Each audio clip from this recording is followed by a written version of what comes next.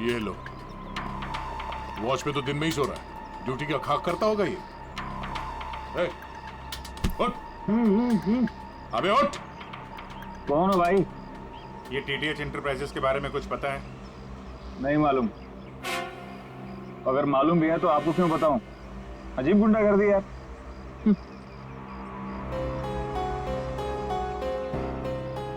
उठ। क्या है? सीआईडी से हम लोग। उठ। Sorry sir. ड्यूटी के वक्त सोता है? सॉरी सर, गलती हो गई सर।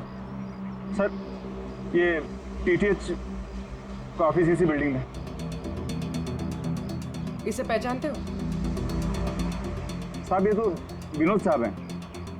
ये टीटीएच कंपनी में काम करते हैं। कौन कौन काम करता है इस ऑफिस में? साहब और लोगों को तो नहीं पता, विनोद साहब को आते जाते देखा है मैंने। साहब कोई बात है क्या? कल एक मैडम आई थी, विनोद साहब के बारे में पूछताछ कर रही थी, और आज आप लोग आए हैं। कौन? क्या नाम है, कुछ मालूम है? हमने उनका नाम तो नहीं पूछा, लेकिन मैडम बहुत सुंदर थी। अच्छा, उस सुंदर मैम साहब का स्केच बनवा सकते हो? हाँ सर। पंकज, स्केच आर्टिस्ट को बुलवा। विनोद साहब की ऑफिस का डुप्लीकेट चाबी तो होगी ना तुम्हारे पास? हाँ सर। लो। ड्यूटी के वक्त सोना नहीं, समझे? अब नहीं सोऊंगा साहब। ये गार्ड कुछ अजीब सा बिहेव कर रहा था।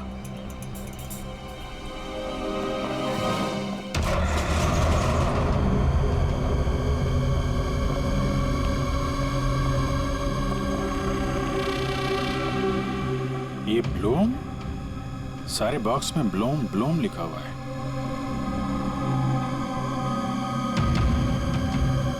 है क्या इस बॉक्स में?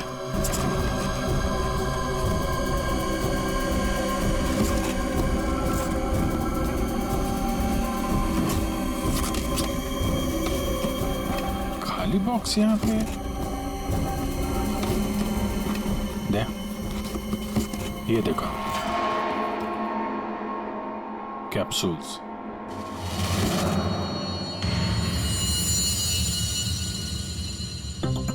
कहीं ये विनोद मेडिसिन वगैरह तो नहीं सप्लाई करता था? ये भी खाली है। खाली? अब ये क्या चक्कर है? कैप्सूल्स खाली, बॉक्सेस खाली, ऑफिस खाली। तो ये विनोद यहाँ करने क्या आता था? सर ये देखिए, ये लेटर हेड है। टीटीएच? ये तो ठीक वैसा ही लेटर हेड है जैसे विनोद ने अपने घर में जलाया था। लगता है उसने उस पर कुछ लिखा होगा, उसके बाद जला दिया। क्या चल रहा है यहाँ पे?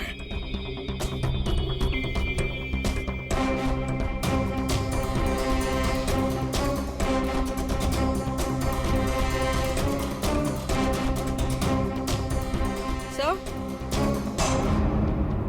हाँ पूर्वी? सर ये देखिए, इसके अंदर कुछ छुपा कर रखा है। क्या, निकालो। देखो, ऑन होता है क्या? ऑन करो। ये तो किसी जगह का सीसीटीवी फुटेज है। लाइव है यार ये तो। इसका मतलब है विनोद यहां से इस जगह पर नजर रखे हुए था। कोई फैक्ट्री या वेयर हाउस लग रहा है। सर! स्केच! आखिर ये लड़की है कौन, और क्यों पड़ी थी ये विनोद के पीछे? बॉस, विनोद के शरीर में, उसकी छाती के पास में जो गोलियां में मिली है, विनोद की मौत उस गोली से नहीं हुई। क्या? ये तो क्या बोल रहा है सारुण के? अगर उस बुलेट से मौत नहीं हुई विनोद की, तो फिर कैसे? देखो बॉस, मौत कैसे हुई ये तो पता नहीं, लेकिन उस गोली से नहीं। देखो, जब गोली शरीर के अंदर घुसती है तो बहुत ज्यादा स्पीड में आती है, लगभग 700 किलोमीटर पर सेकंड की स्पीड से, और उसके सामने जो भी चीज आती है उसे डैमेज करती हुई जाती है। लेकिन विनोद की बॉडी में ऐसा कोई डैमेज नहीं। ये गोली जहां पर मिली है उसके आसपास के टिश्यूज भी डैमेज नहीं है। ये कैसे हो सकता है? एक और बात, ये देख रहे हो टुकड़े? हाँ, ये टुकड़े मुझे वहां से मिले जहां विनोद को गोली लगी थी, उस घाव के पास में से। है क्या ये? कैसे पहुंच गए? अभी तो पता नहीं है, लेकिन ऐसे बहुत सारे टुकड़े हैं। इन सबको जोड़ना पड़ेगा, फिर देखना पड़ेगा कि टुकड़े कहां से आए, ये टुकड़े हैं किस चीज के।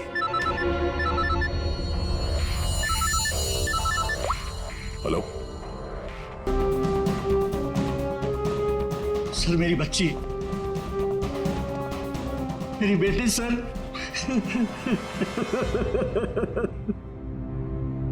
आपकी बेटी प्रीति कब गायब हुई?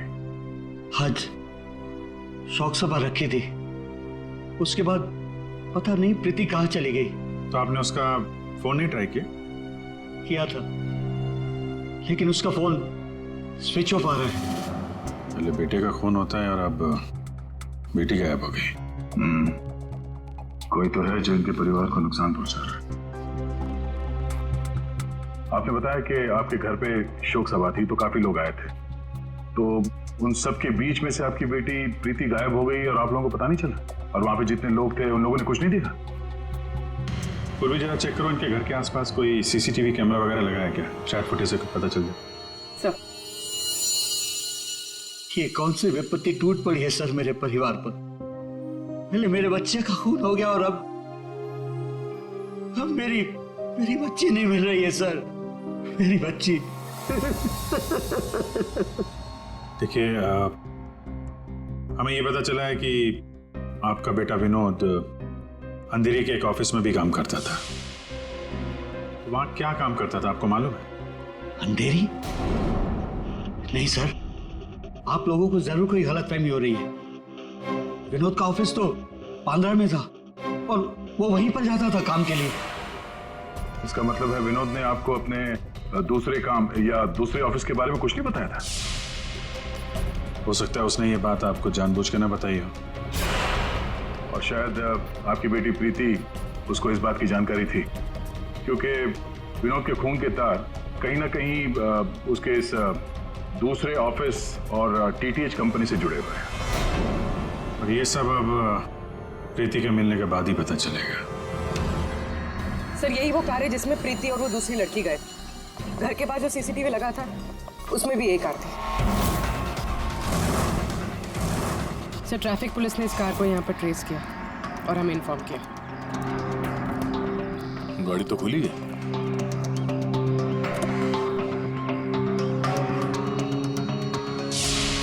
ओह नो, डैशबोर्ड पे खून है। सर हो सकता है प्रीति के साथ हाथापाई हुई हो और ये खून उसी का हो। बड़ी अजीब जगह है सर, हो सकता है कि प्रीति को यहीं कहीं आसपास रखा हो।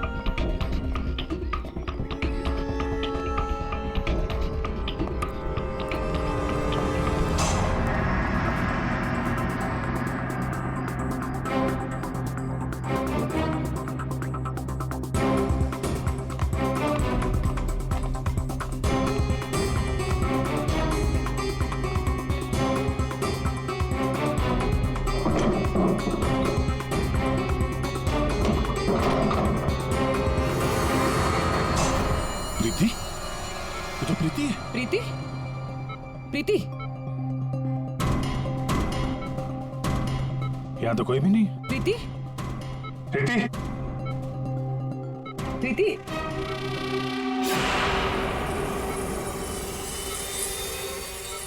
वैसे कोई नशीली दवाई दी गई है जिसकी वजह से इसकी हालत है। प्रीति? प्रीति?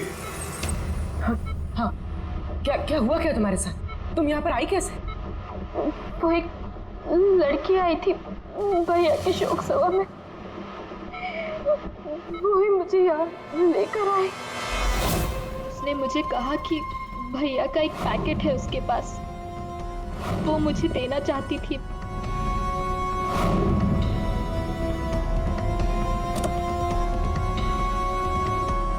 वो पीछे रखा है। आकर जरा वो स्केच दिखाना इसको। ये लड़की थी वो? हाँ, ये वही लड़की है। मेरे तुम्हारे हाथों ने काम करना बंद कर दिया है और फिर धीरे धीरे तुम्हारा ये सारा शरीर पैरालाइज्ड हो जाएगा। तुम्हारी जान बच सकती है लेकिन उसके लिए तुम्हें मुझे ये बताना होगा कि विनोद का पार्टनर कौन था। मैं भैया को फोन पर बात करते हुए सुना था। ये विनोद का साथी कौन है? कहीं इस पूरे साजिश में विनोद का ये साथी भी शामिल तो नहीं? और वो औरत विनोद के पार्टनर को क्यों ढूंढ रही थी? तुमने बताया कि विनोद ने किसी फैक्ट्री के बाहर उसके साथी को मिलने के लिए बुलाया था। तो कहीं ये वही जगह तो नहीं जो हमने सीसीटीवी फुटेज में देखा था उस विनोद के लैपटॉप में? तो विनोद उस आदमी से फोन पे बात कर रहा था, तो तुमने कुछ सुना था? कुछ याद आता है? कोई नाम, कोई जगह का नाम? हाँ, गोरेगांव का नाम लिया था। गोरेगांव। पंकज, सीसीटीवी फुटेज में जो जगह देखी थी हमने वो गोरेगांव में हो सकता है, ढूंढो। फैक्ट्री, ये लड़की और अब विनोद का साथी, केस तो उलझता ही जा रहा है। एक बार उस जगह के बारे में पता चल जाए अपने आप सुलझ जाएगी। पूर्वी, इसको हॉस्पिटल ले जाओ। सर, ये केस तो काफी टेढ़ा है। एक के बाद एक नए चेहरे सामने आ रहे हैं। असली खूनी कौन है इसका तो पता ही नहीं चल रहा। पहले इस विनोद का खून कर दिया जाता है, वो भी एक बंद घर के अंदर, ना कोई गवाह ना कोई सबूत। इस विनोद के बारे में पता करते हैं तो यह पता चलता है कि वो एक नहीं दो नौकरियां करता है और इसके घर वालों को उसके बारे में कुछ नहीं पता। और ये अपने दूसरे ऑफिस से किसी फैक्ट्री पर नजर रख रहा था। और सर, ये सारे लोग इस पूरी साजिश का हिस्सा हो सकते हैं, पर असली खूनी अभी भी हमारी पहुंच से बाहर है। और ये वॉचमैन उसी बिल्डिंग में विनोद ने पिछले 1 महीने से ऑफिस ले रखा था और इसे कुछ नहीं पता। विनोद ने पैसे देकर मुंह बंद कर दिया था इसका। और सर, ये अरुण, इसकी तो किसी छोटी सी बात को लेकर विनोद से हाथापाई भी हुई थी। बात मारपीट तक पहुंच गई थी। और ये सुभाष, विनोद की पहली कंपनी का मालिक, 1 महीने से विनोद ऑफिस नहीं जा रहा था, पर इसे कोई फर्क नहीं पड़ता। और अब ये गुमशुदा पार्टनर जिसे ये लड़की ढूंढ रही है, जिसे किसी ने नहीं देखा, और विनोद के इस दूसरे ऑफिस के बारे में ये गुमशुदा साथी किसी को कुछ पता होगा। और यह भी हो सकता है कि यह गुमशुदा पार्टनर विनोद का असली खूनी हो। अभी हमारे एक सवाल का जवाब नहीं मिला है। विनोद का खून किया क्यों गया होगा? मुझे लगता है अपने सारे सवालों का जवाब उस फैक्ट्री में है जिस पर विनोद सीसीटीवी कैमरे से नजर रखे हुए था।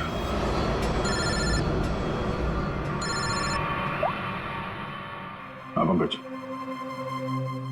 क्या फैक्ट्री का पता चल गया? ग्रेट।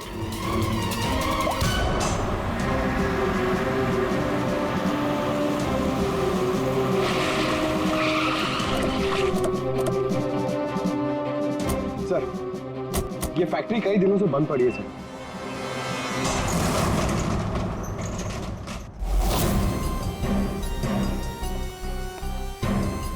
नो एंट्री का बोर्ड, तो कैमरा यहीं कहीं होगा, इधर होगा। ये रहा। ब्लूम? ये तो वहां भी था, ब्लूम।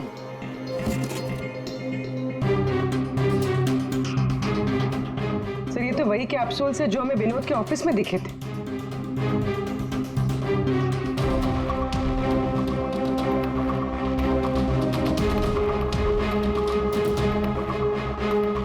ये कैप्सूल भरे हुए हैं और वो खाली। मतलब ये कैप्सूल यहां से वहां चक्कर काट रहे हैं। बॉक्सेस यहाँ पे आगे पीछे क्यों रखे हुए? जरा हटाओ इसे।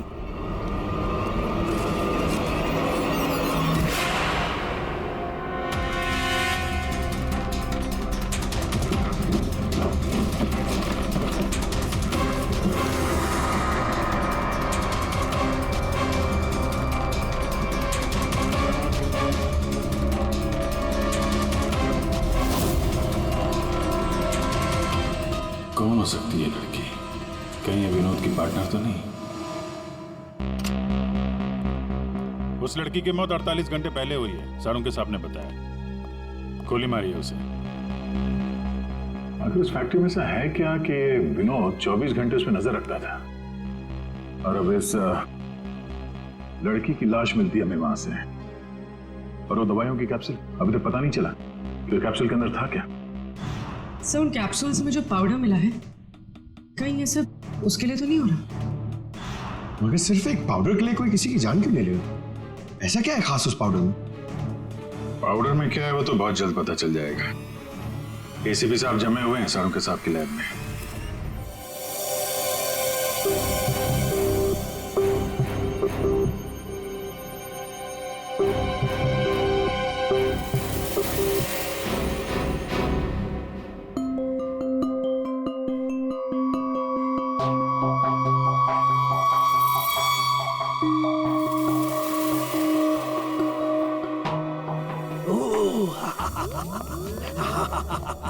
ओ मोना, ओ टोना।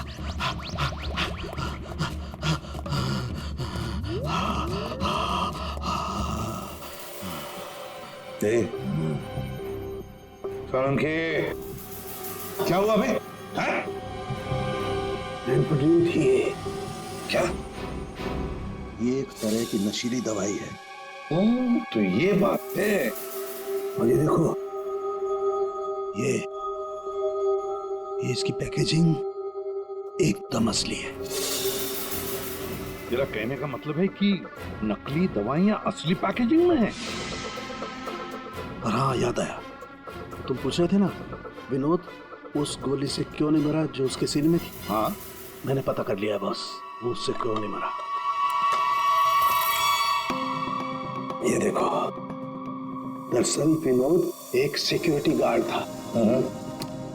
जिस टाइम वो सिक्योरिटी गार्ड था 6 साल पहले वहां पर एक रॉबरी हुई। रॉबरी में इसे गोली लगी। डॉक्टर ने ऑपरेशन किया लेकिन गोली अंदर ही रहने दी। गोली निकालता तो विनोद की जान को खतरा था। यार सारंगी, फिर वही सवाल, अगर विनोद इस गोली से नहीं मरा तो फिर मरा कैसे? हाँ बॉस, याद है मैंने आपको कुछ सफेद सफेद चांदी के टुकड़े दिखाए थे? हाँ बॉस, मैंने उस सारे टुकड़े जोड़े, ये देखो, ये बना। यार सारंगी, ये तो कोई चांदी का सिक्का लगता है, सिल्वर कॉइन नहीं है।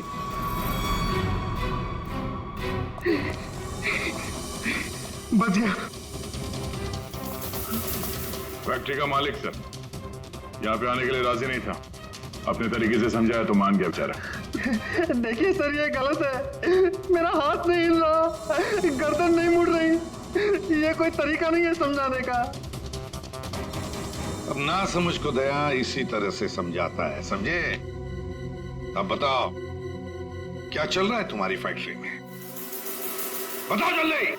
सर, मैं अपने फैक्ट्री में नकली मेडिसिन बनाता था और उसे मार्केट में बेचता था। इसके लिए मुझे अच्छे पैसे मिलते थे सर। लेकिन कोई था जो मेरी फैक्ट्री से दवाइयां चुराता था। इसीलिए मैंने एक लड़की को काम पे लगाया, ये पता करने के लिए कि ये चोरी के पीछे है कौन। लड़की को? कौन है ये लड़की? सर, उसे मैंने फॉरेन से बुलाया। खून करने में एक्सपर्ट है सर। खून करने में एक्सपर्ट है? अभी कहाँ है? सर, मुझे नहीं पता वो कहाँ है सर। वही मुझसे हमेशा कांटेक्ट किया करती थी। 6 अलग अलग नंबर से कॉल किया करती थी सर। हाँ पता है, वो सारे नंबर्स हम ट्रेस कर रहे हैं। एक बात बताओ, तुम्हारी फैक्ट्री में जो लाश मिली थी लड़की की, वो कौन थी? सर, वो बॉडी रिया की थी और वो मेरी फैक्ट्री में काम करती थी। वो किसी विनोद नाम के आदमी की मदद कर रही थी मेरी फैक्ट्री से दवाइयां चुराने के लिए। और ये बात उस किरण लड़की को मालूम पड़ गई और उसने रिया को मार दिया सर। सर, विनोद की साथी रिया हो सकती है। नहीं पंकज, विनोद की वो गुमनाम साथीदार रिया नहीं है। क्यों सर? क्योंकि जो लड़की विनोद के साथीदार की तलाश में है, उसने रिया को 2 दिन पहले मारा और इस प्रीति को आज ही किडनैप किया। अगर ये रिया विनोद की पार्टनर होती तो ये लड़की प्रीति से विनोद के उस जोड़ीदार के बारे में नहीं पूछती। मतलब सर, वो लड़की अभी भी विनोद के साथी की तलाश कर रही है? सर, सर वो किलर लड़की ने जो 6 अलग-अलग नंबर से इस विवेक को कॉल किए थे, उनमें से सारे नंबर्स ऑफ आ रहे थे, लेकिन अभी अभी एक नंबर एक्टिवेट हुआ है, सिर्फ 1 मिनट के लिए। तो फिर जरूर इस लड़की ने किसी के साथ बात करने के लिए ये नंबर ऑन किया है। 1 मिनट तो काफी है हमारे लिए ट्रेस करने के लिए। लग जाओ काम पे पूर्वी।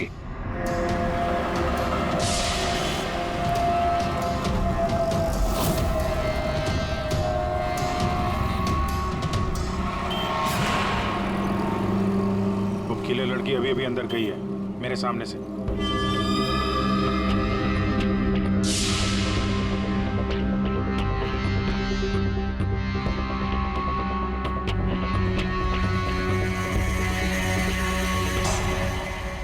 गणपति बप्पा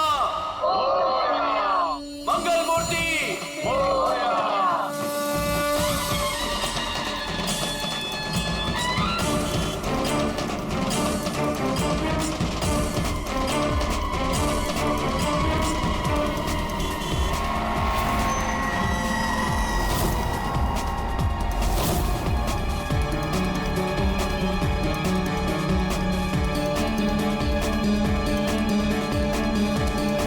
सपना अभी अभी अंदर गई है।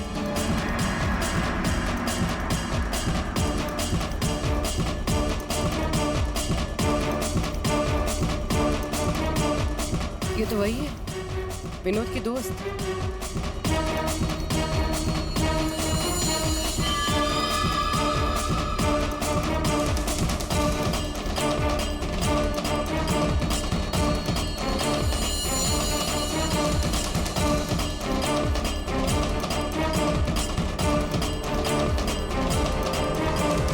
इसमें मैं सारा माल लाई हूँ। मैं खरीदने से पहले चेक करती हूँ।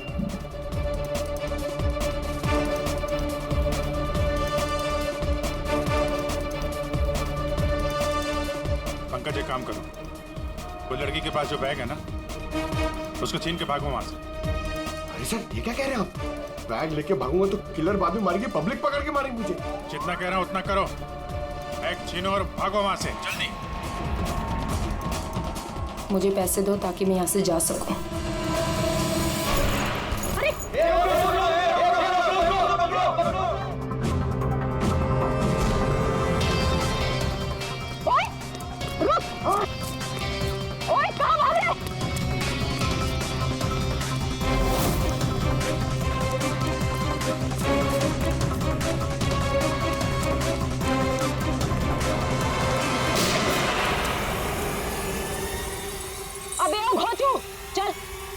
वापस कर, जल्दी ना छोड़ कर।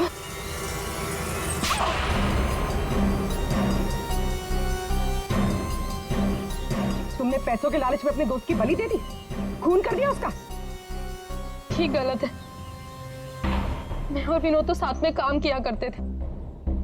मैं रिया की हेल्प से नकली दवाइयां चुराती थी और विनोद उन नकली दवाइयों को बॉस तक पहुंचाता था।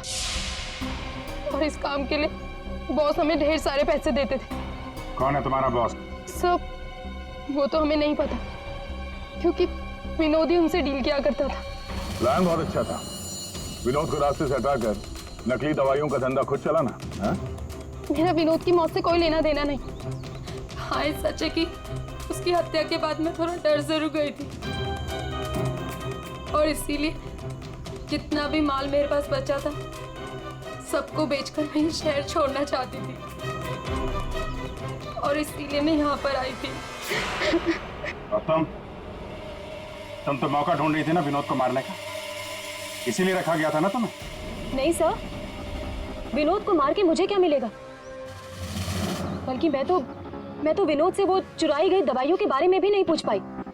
उससे पहले उसका खून हो गया। अच्छा, तुमने नहीं मारा, तुमने भी नहीं मारा, तो अपने आप मर गया वो। आपने हमें यहाँ क्यों बुलाया सर? क्योंकि आप सबके पास विनोद को मारने का एक कारण है, और उसके लिए आप विनोद का खून कर सकते हैं।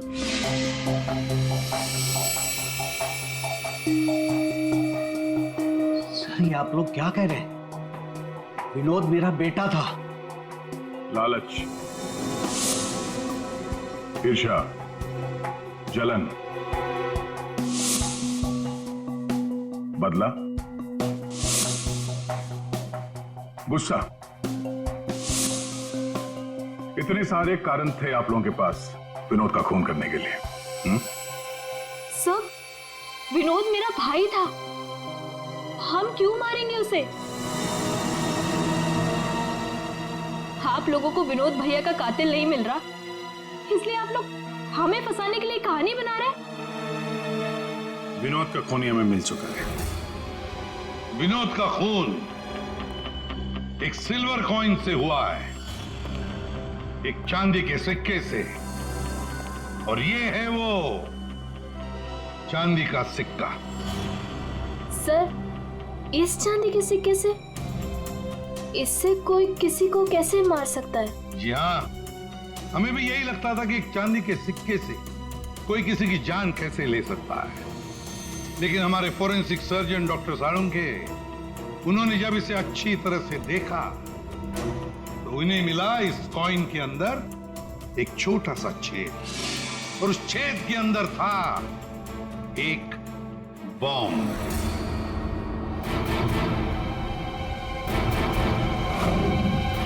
और इस बॉम्ब को एक सर्किट से जोड़ दिया गया था, और जब विनोद को ये कॉइन मिला तो उसने अपनी शर्ट के ऊपर वाली जेब में रख लिया था। कुछ देर बाद विनोद का मोबाइल फोन बजा। जैसे विनोद ने अपना फोन उठाया, यहां पे रखा हुआ ये बॉम्ब फट गया। मतलब साफ है, जिस किसी ने भी ये सिल्वर कॉइन विनोद को दिया था, खूनी वही है।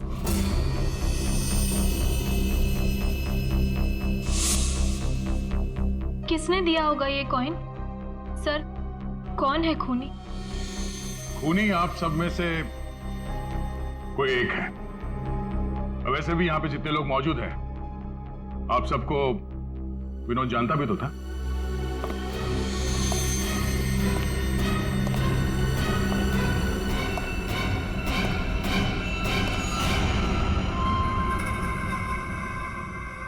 क्या बात है सर, आपने मुझे बुलाया? अरे सुभाष जी, आइए आइए आइए, आपका ही वेट कर रहे थे हम लोग। क्या केस जरा उलझ गया है, आपकी थोड़ी मदद चाहिए थी। हमारे पास कुछ है जो शायद हमें लगता है कि आपका है, और ये है वो चीज।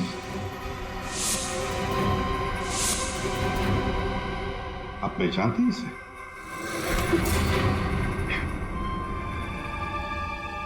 विनोद को तो तुमने ये सिल्वर कॉइन गिफ्ट किया, रिटर्न गिफ्ट भी ले जाओ।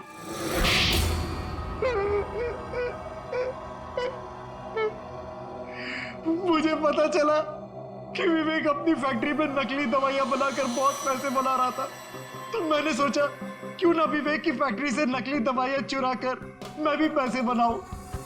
इसके लिए मुझे एक आदमी की जरूरत थी जो उसकी फैक्ट्री से ये दवाइयां चुरा सके। विनोद ये काम कर सकता था, लेकिन विनोद मुझे धोखा देने की सोच रहा था। मुझे पता चल गया था कि उसने किसी और के साथ डील कर ली थी, इसीलिए मुझे उसे रास्ते से हटाना पड़ा। और इस बात का अंदाजा विवेक को था, इसीलिए उसने इस सोनाली को हायर किया। जो बम तुमने विनोद को लगाया था, उसमें अमोनियम नाइट्रेट नाम का केमिकल था, और हमें पता है ये केमिकल तुम बनाते और बेचते हो। तुम्ही ने तो लिस्ट दी थी, याद है? नकली दवाइयां बाजार में लाकर लाखों लोगों की जिंदगी के साथ खिलवाड़ किया है तुम लोगों ने। ऐसे जुर्म के लिए सिर्फ एक ही सजा है, फांसी।